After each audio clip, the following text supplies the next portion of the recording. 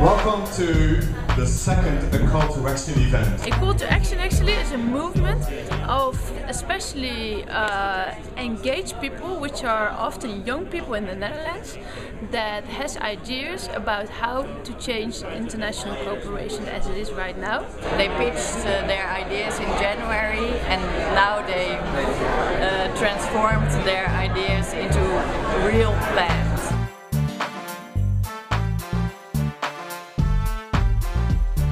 Today, by input of experts, we want them to get on, say, a higher level. This was done by co-creations. Co-creation is a form of creative cooperation, whereby new ideas of different people with different kind of backgrounds come up with a concrete action plan.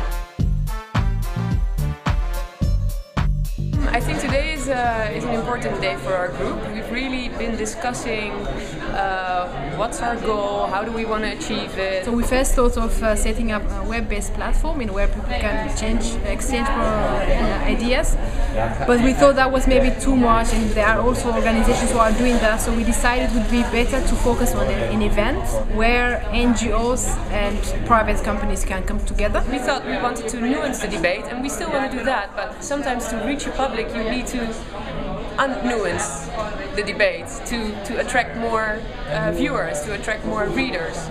Now we try first to know what we want, and then from there you start to talk about it. And now we are going now to make our conclusion about an e-learning platform in Africa. Right now we are really trying to see what the goal is. I mean, should it be about like fundraising, or should it be much more about communicating the results of the project? So we had someone from Indonesia, from Vietnam, from Afghanistan, South Africa, and they also gave their input to the action plans. We have focused into an idea which can work, and there are people who are really interested, so it's not vague anymore. There's a lot of energy, especially when there's people from outside your own group that have a fresh view or opinion. That can be really helpful.